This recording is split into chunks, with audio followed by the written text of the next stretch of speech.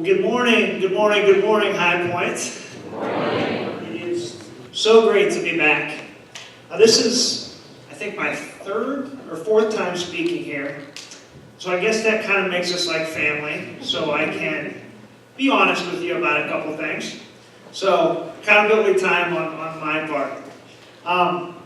One of the things that I love that High Point does is they videotape each message. Right, so I'll get to go back and watch my message. But then I actually look at the amount of time that I looked at I'm speaking, and I couldn't believe it. Last time I said, oh my gosh, I spoke for 40-some minutes. The time before was like 38 minutes. So I told myself today that I'm going to try to keep it short and sweet. But I can't promise anything because I am an evangelist by heart, but I will try my best. That's number one. Number two, I work in Barberton at BWXT, and I love what I do. One of the things I get to do is I get to go out and have lunch with different vendors that supply goods for our company. So we went out the other day and had an awesome lunch. We went up to the Galaxy. I ordered like a $37 steak. I don't think he could believe it, but hey, it was Christmas time. And we had just the most amazing lunch, and just one of those times where we just laughed, right? Because you got to laugh at yourself every once in a while. So we had a good time. And then we got on the topic, and I don't know how this is work-related at all, but we started talking about the Hartville Flea Market. You guys ever been there before? So somehow we started talking about tube socks. Again, I don't know why. But we laughed and laughed, and he told me how he used to be able to get them for 50 cents, and it was just an amazing day. Well, this past Monday, he called on me again at work, and he came over, and he said, Brian, I got a Christmas present for you. So I'm thinking, oh man, something's going to be good, right? I had a $37 steak, something's got to be good for me. So I sat down, I looked at it, opened it up. Guess what it was? 8 pairs of white tube socks. Now, I had never worn tube socks before, so I decided, well, hey, I'll go along with it. And I put a pair on and went to work the next day. And I gotta admit, I'm a huge fan of tube socks. I'm gonna keep wearing them. But there is one drawback with tube socks that I learned this weekend. Friday night, we were having a great time. We went out to dinner with some friends, did some karaoke, and then it was coming home and it was time for bed. So I was getting ready, the kids were already in bed, fed all the animals, and I started walking into our bathroom on our linoleum. Well, I wasn't prepared for that, and I ended up slipping on my tube socks, which is why you see a big fat black eye on my eye this morning. So, just wanted to throw that out since we're family now, right? But it is great to be back here today, and I can't believe that we are 1 week out from Christmas already. Now, some people really don't like this time of year. I mean, it's cold, it's icy, it's snowy, it's kind of miserable. I got a few things that I'm looking forward to this Christmas season. First, my birthday is in a couple weeks. I'm going to be 38. My wife and I's anniversary is on January 7th, 12 years of marriage, so that's exciting. Woo! Yeah. So that's exciting, but what I'm really excited is 1 week from today, we get the opportunity to celebrate the birthday of our Savior, Jesus Christ. All right, so I started kind of reminiscing about this time of year growing up, and I think what I remember most growing up in Canal Fulton was going to Christmas Eve candlelight service at the United Methodist Church down in Canal Fulton. I remember my mom would always get us all ready, put us in our best outfits that we had, and then we had to get there at like 10:30 to listen to this bell choir go on for like a half hour. It was awesome. Then the pastor, he would open his Bible and he would turn to Luke chapter 2, and he would start reading the Christmas message. And he would talk about shepherds and angels and Mary and Joseph and this tiny little Messiah baby that was born in the manger.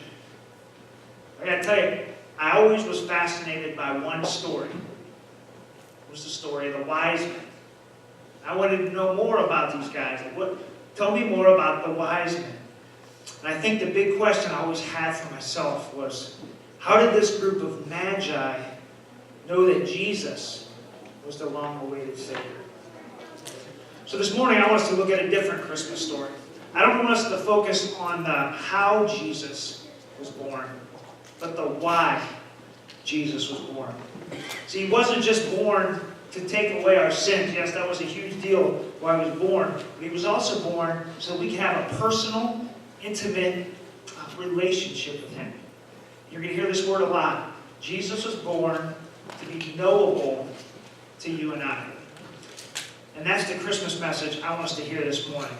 That Jesus is knowable. These wise men that we're going to talk about today, they figured it out. They traveled a long way to go and see this baby Messiah because he was knowable to them. What I mean by that is once you've established that true relationship with Jesus and you've given your heart, you've given your soul, and you're really following him, it's not that hard to spot the fake Jesus from the real thing in our lives today. So, another thing I like about this time of year is Christmas movies come out, right? They're all the time. Every time you turn on TV, there's a different video on. One of my favorite movies to watch this time of year is Elf. Right? Elf? I love it too. And one of my favorite scenes in there happens when Buddy the Elf has spent all night getting ready because he found out Santa was coming. You guys know the part, right? So he's got everything ready, and he finds out Santa's coming, and he just catches a little glimpse of him, and he starts clapping. He's like, Santa! Santa! And he goes and runs over there. He waits in line with the little kids, and he walks up there expecting to see the real thing. What does he say? You're not Santa. Who the heck are you? Exactly. You sit on a throne of lies, right? So that's the big one that pops up. But I love that movie because there's so many things that we can take out of it. See, Buddy the Elf, he knew Santa. He spent time with him. That he actually had a relationship with him. So this cheap knockoff version of the Santa, he knew that was a fake. And the same thing goes with us, with our relationship with Jesus. When we search for him, we'll find him. And I think about these wise men who went and just traveled all these different miles. They recognized, like Jesus was knowable to them, so they traveled all these miles just to get a little glimpse of Jesus. When God's people, Israel, right there in the backyard, they didn't even recognize him. So we're going to be in Matthew chapter 2 today. If you want to go ahead and turn there. Matthew is the first book in the New Testament. And we are going to be starting in chapter 2, verse 1. And I always love Matthew's account because it's coming from a tax collector who ended up being one of Jesus' followers. So we're going to get a big chunk here. We're going to go 1 through 12. Now, after Jesus was born in Bethlehem, in Judea, during the time of King Herod, Magi from the east came to Jerusalem and asked, "Where is the one who has been born King of the Jews? We saw his star and rose and have come to worship him." So when Herod heard this, he was disturbed, and all Jerusalem with him. When he had called together all the people's chief priests and teachers of the law, he asked them where the Messiah was to be born. "In Bethlehem, in Judea," they replied, "for this is what the prophet has written. But you, Bethlehem, in the land of Judah, are by no means least among the rulers of Judah. For out of you will come a ruler, who will shepherd my people Israel." Then Herod called the Magi secretly and found out from them the exact time the star appeared. He sent them to Bethlehem and said, "Go and search carefully for the child. As soon as you find him, report to me, so that I too may go and worship him." After they had heard the kings, they went on their way, and the star they had seen when it rose went ahead of them until it stopped over the place where the child was. When they saw the star, they were overjoyed. On coming to the house, they saw the child with his mother Mary, and they bowed down and worshipped him. Then they opened their treasures and presented them with gifts of gold, frankincense, and myrrh. And having been warned in a dream not to go back to Herod, they returned to their country by another route. So this story of the wise men is one that's surrounded by mystery. Right? Because if we think like traditionally, what we've been told, we seem to think that we have all the answers. But if we go and actually dive into this text and study a little bit, there's a lot of it we just don't know. For example, how many wise men were there? Well, we really don't know. Where did they come from? Not sure about that one. How long did their journey take? We don't know that either. They just seem to show up out of the blue, and just as mysteriously, they're gone. But they were definitely men of great intelligence. We do know that. The word magi is from the Greek word magos, where we get our English word magic. But these men were definitely not magicians. They would have been studying the stars. So if they were here today, they most likely would have been astronomers. And they studied the stars religiously. They also would have been men of great they would have been great esteem, and they also would have probably had a lot of money. So these guys were pretty important people. But today what I want to do, so if you're writing any notes down, what I want to do is I want to take a look at 3 truths that we can learn from the story of these wise men. First, this journey that the wise men took was one of faith. Scripture says, "Where is the one who has been born King of the Jews? We saw his star when it rose, and we have come to worship him." So the wise men, they saw this unusual star, and they knew right away that it foretold the birth of a king. So this tells me 2 things. First of all, these guys were really smart. And secondly, they knew the Hebrew Scriptures well. Right? So they would have known, okay, I see a star, I'm thinking back to what I read in the Old Testament. A little bit points to the birth of a king. But what prompted these men to leave the comfort of their homes and their families and the status they had? Could it be wealth? Of course, we'd probably do that for wealth. Status? Yeah, may take a trip like that for status. But faith, there's the question. Where is the one who has been born King of the Jews? Now that's the question, because there was no doubt in the way that they were speaking that they had the evidence that Jesus was born. Right? They saw the star, they saw it was real.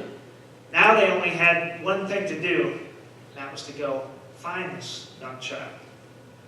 So besides the physical journey itself, that would have had to have been brutal for them, they had other dangers as well. This Herod guy, he was like not a good man at all. He was a very ruthless, and on top of ruthless, he was a paranoid leader. Besides killing the children in Bethlehem, he also had 3 of his own sons killed, 1 of his wives was killed, and the mother-in-law as well, all to protect his kingdom. So these wise men were in for quite the journey. I was thinking to myself as I was reading through this, what would my family say if I decided to take a journey of faith like this? Oh, you're going on a journey? Yeah, I'm going to go on a journey. Well, where are you going? Well, Susie, I'm not quite sure where I'm going. Well, how long are you gonna be? I don't know about that one either. Do you need any money? How long? Where are you going? Well, we haven't figured that one out yet either. So if I was a wise man, my wife would probably look at me and be like, boy, for a wise man, not very smart, are you? And then I started to think, have you ever taken one of these journeys yourself? About 4 years ago, I got to take my own journey of faith. I was invited by this really cool ministry in Honduras. It's called the Micah Project. And they invited me and a couple other leaders to go down there and talk to their ministry and do some evangelism, which I was really excited about. So we decided to jump in the plane and go. Now, Honduras is a dangerous place. In fact, a couple years ago, it actually overtook Mexico as the murder capital of the world. So I remember when I first got to Honduras, I saw a lot of kids that were hurting. So we went down into the marketplace, and this is what I saw. I saw a lot of kids that would have empty bottles like this, And they would go throughout the day, and they would go into the marketplace, and they would beg, and they would beg, and they would beg, until they got $1, $1 American. What they bought with that was shoe glue. And they would put a little bit of shoe glue in here, and they would just be huffing all day long. I'm talking 4- and 5-year-old kids walking around with no parents. And they were like little zombies. Their eyes were yellow. They didn't know where they were at. And it was really heartbreaking to see. But Honduras is a really dangerous place, and so it's not a place that you want to go and take a family vacation to. But God is calling me there. He said, Brian, I need you to go out of faith, and I need you to go to Honduras. So as I was studying up through the story of the wise men, I thought about my initial trip to Honduras. And so I want to just show a quick video of my flight to Honduras. This is actually us arriving in Tegucigalpa, Honduras. So.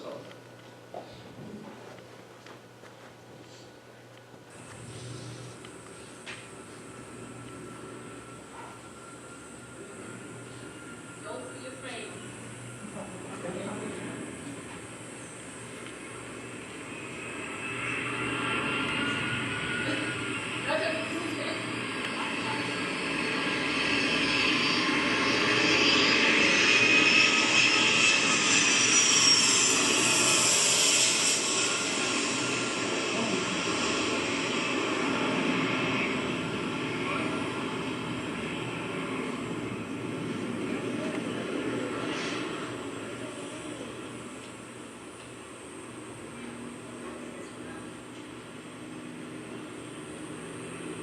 So that's just our flight to Honduras. As you can see, it's really dangerous. You got to fly through the mountains. That runway is like way too short.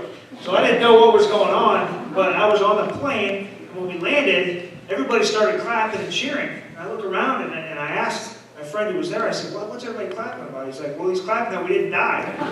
So Honduras is the second most dangerous airport in the world. So think about that if you're ever traveling. But again, this was just a video to actually get to Honduras. So if you're lucky enough to survive that initial flight, you still got to deal with the drugs and the crime and the drug cartel and the dirty water and everything else that is going along in that country. So when I think about the story of the wise men, I think, yeah, of course, the story of Jesus is amazing. I bet they had a lot of other stories going on as well. I bet they came across all different kinds of adventures. So when I was in Honduras, I just want to share with you a couple stories that I had. First, we left around this time of year. It was Christmas and it was cold. I remember the day before we left, the temperatures were about 15 to 20 below zero, and they actually canceled all the flights the day before. Lucky enough, we were able to get out and get to Honduras safely. Then we got to Honduras, and I remember getting through the airport, and everything was loud, chaotic, people were yelling and screaming. And I got out into this yellow, broken-down van full of teenage kids. So I get in there, and I sit, not quite sure knowing what's going on. And about 10 minutes into the ride, this young boy, 17 years old, completely asleep on my shoulder. It was very awkward. I gotta admit, I never experienced anything like that. I was trying to kind of comprehend what was going on. But later on, it dawned on me that these poor kids, they don't have a mom or a dad. They're just searching for any type of affection. So we kept going on the road through downtown Honduras, and the Michael Project is actually up on the hill. So we're driving all throughout the town, and I see this kid on rollerblades, and he's following us, going as hard as he can, and he's getting really close to the van. And before you know it, he actually reaches out, and he grabs the back of our bumper, and he's holding on, and he's not letting go. And I'm telling you, these people are driving like 10, 20 miles an hour through downtown Honduras, and he just wouldn't let go. And then it dawned on me with that as well, as he knew we were going to a safe place, and he wanted to get there. And I also realized, this being my second international trip, that anytime that you travel outside the United States and people find out you're in ministry, you better have a sermon prepared. I remember sitting down, we were eating dinner, and I was finishing up, and this young little boy comes and taps me on my shoulder and says, Mr. Brian, it's time. I said, it's time for what? He said, it's time for you go speak. So he wanted me to go and speak for an hour or so. So I pulled my thoughts together, and I just shared the same story I shared a couple weeks ago with you all. And the first question I asked these people were, and they were young men at the time, I said, how many of your lives have been influenced or wrecked by drugs? Almost every one of those young kids, their hands went up. So then later on in the week, I got the opportunity to be a part of my first Spanish worship service, which is really cool. I didn't understand anything, but I could definitely feel the Holy Spirit working. Then the last day of my journey, I got the opportunity to meet a young man named Tony. Tony and I had a lot in common. Tony had problems with drugs and alcohol. And one night, Tony, he had too much, and he jumped off a bridge and is paralyzed now from the waist down.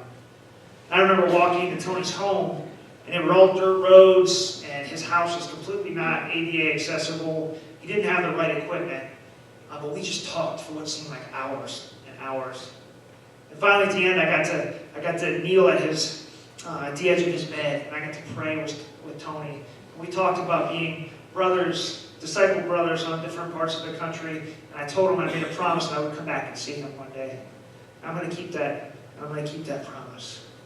But the reason I bring up these stories is because that journey of faith was worth it. I saw so many examples of Jesus working in Honduras. He is making real disciples there. It was amazing just to be just a little piece of that. But when I'm thinking about this idea of a journey of faith, I think they said the same things to Abraham when he was going to leave to go to the promised land. Or I think back to Noah when he was building this gigantic boat and there's no water and there's no rain going on. And I think about Peter and Andrew and James and John. They're out there fishing and they leave all their nets, they leave their family, they leave their boats, all to follow this carpenter and become fishers of men. So you start to think to yourself, are these people, are they crazy? Are they out of their minds? Are they insane? But they're not crazy. They're not insane. And they're not out of their minds. They're people of faith. So that's number one. Number two is the journey, the wise man's journey was one of change. Look at verse 12 with me. It says, and having been warned in a dream not to go back to Herod, they returned to their country by another route. See, I think it's interesting that after they worshiped Jesus, that these wise men couldn't go back the same way they came. And I think that's still true with us today. I think once we have an encounter with Jesus, we are never the same. Right? And when Jesus was born into this world, an immediate reaction started to happen. Right? People reacted. And a lot of people didn't react gently and smoothly. It disturbed them, just like Herod. I started thinking some of the examples in the Bible that I've seen this happen. And I remember the story of Jacob. Remember when he was wrestling with God, and he never walked the same the rest of his entire life. And this is a cool story. In Isaiah stepped into the presence of God and proclaimed, woe is me, for I am undone, because I am a man of unclean lips, and I dwell in the midst of a people of unclean lips. For my eyes have seen the King. And then Job, right? We always got to come back to Job. Job questions God over and over. He wants answers. But when God finally shows up and he's in the presence, Job says, I'm speechless. I'm in awe. Words fail me. Because Job met God and was changed forever. But this is what happens. It shouldn't surprise us. This is what happens when we walk in the presence of God. We become changed individuals. I don't know what happened. There's all kinds of stories about what happened to the wise men after this encounter with Jesus. I don't know for sure what happened. But I can guarantee that these men, their lives were forever changed by this one encounter with this little Messiah. All right, that's number two. Number three, the wise men's journey was one of worship. So when the wise men came on this journey, it was for the purpose of worship. They brought with them gifts of gold, frankincense, and myrrh. Right? The Magi traveled thousands of miles just to see this little baby king. And when they finally found him, they responded with worship. I think the text says that they bowed down and immediately began to worship. But this is so different from the approach we take today when we're seeking God, isn't it? Like we want God to seek us. We want Him to find us.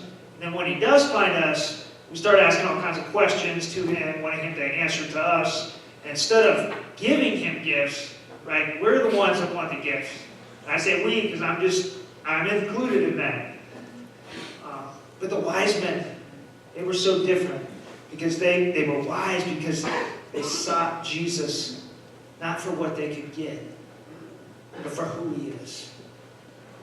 So, I'm trying to keep on my 25 to 30 minute time frame here, so I hope I'm doing good. But if you notice at the front of the church here, I've actually brought some gold, frankincense, and myrrh. Now, these gifts, they have a lot of symbolism associated with it. I often thought to myself, I've read it a million times, and I thought, well, why gold? Why frankincense? Why myrrh?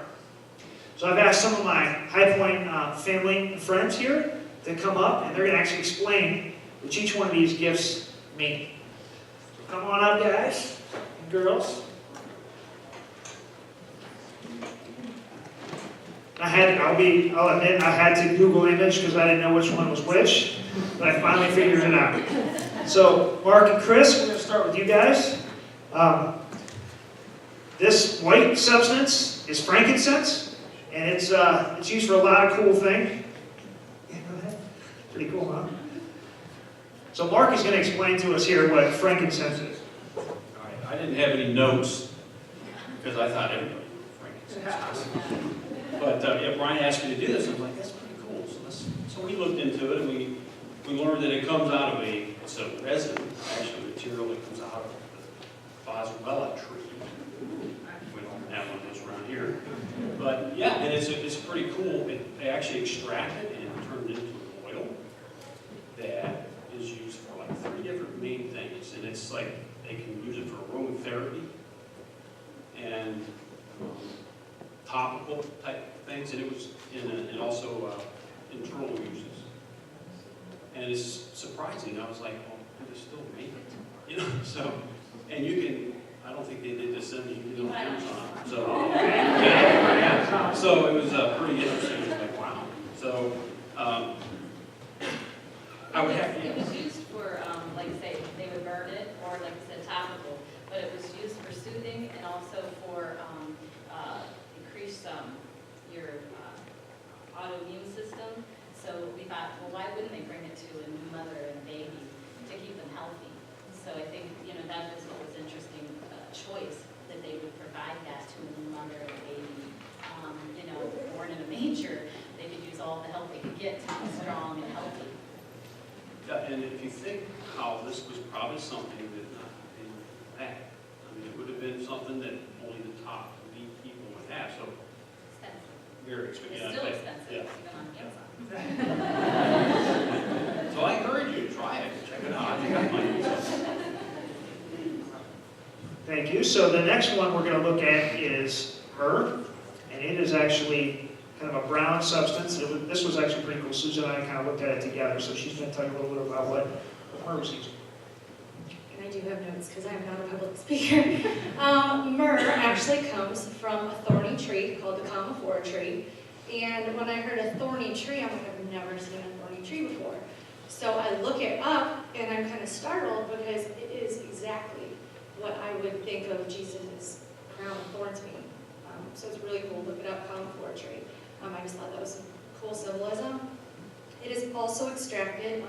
You rip the bark off, and then the sap drips off of it. And the sap turns from a sticky substance to a gum that you can actually chew. And then it hardens into a rock.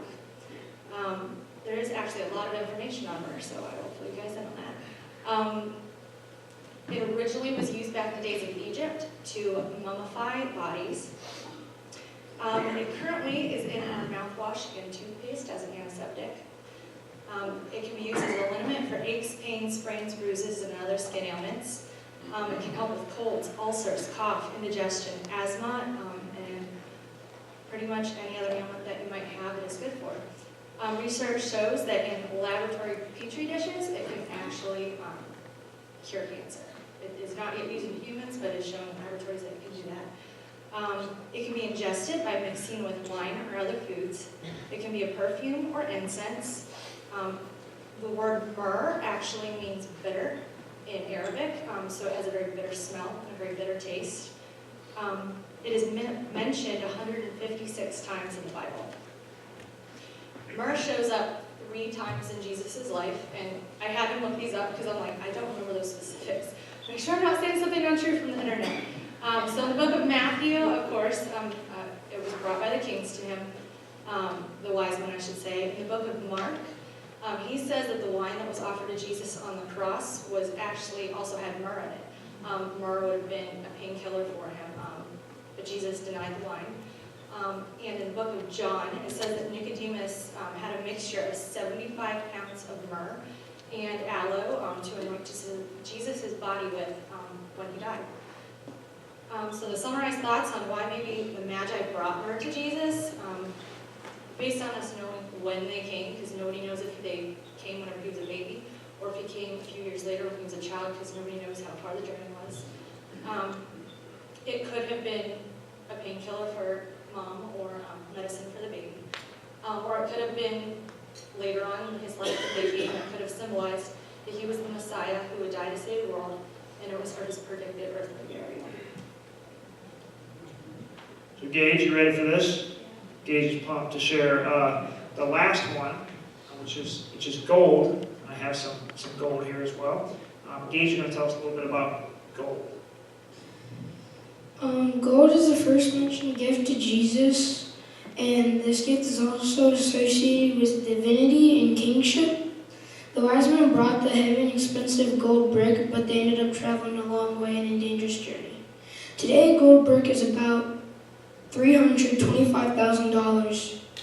In the time of Christ, this gold brick would be worth even more.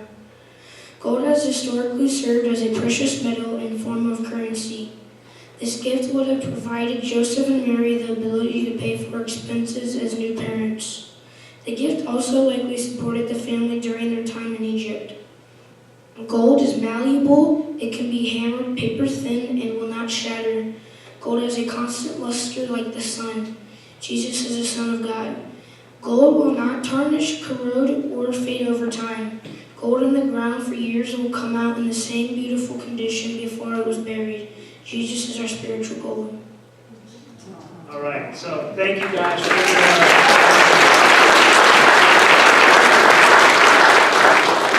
I'd like to go ahead and sit down. They finish it up pretty good. But yeah, they're absolutely right. Gold here, it is associated with royalty or kingship. The frankincense as well is used. You see it used in churches now, and the myrrh would symbolize Jesus' eventual burial as well. So that was really cool to look that up. Never really studied too much on it, but learned a lot, and thank you guys for doing that. So finishing it up, it's Christmas time, and we hear this story a lot of times. And the story of the wise men, I think what I picked out here is they were wise because they had faith. They were wise because they worshiped. They were wise because they were changed forever. All because of a tiny little child born in a manger all those years ago. Now, reflection time.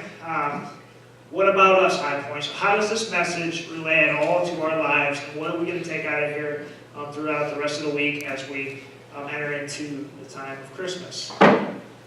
First, are we looking for change in our lives? Are we looking to start over? Do we need to hit the reset button? Do we need to unplug? Do we need to recharge? Do we need to start over this Christmas season? Maybe we just want to deepen our relationship with Christ. Maybe that fire that we've had for all those years is starting to get a little dim. and we need to go ahead and pour some gasoline to start this thing back up. Maybe that's where we're at right now. But here's my challenge for us this morning, High Point. Find Christ first this Christmas, and I can guarantee you will be changed forever. You will no longer be the same. Step out in faith this Christmas and seek Him. And just like the wise men did, and I promise here's the key. Once we seek Him and call out to Jesus, here's what we do. We sit back and we wait for Jesus to show up. And I promise you, your lives will be changed forever. All right, so I'm gonna pray for us now. I'm gonna invite the worship team back up. And go ahead and bow your heads, please.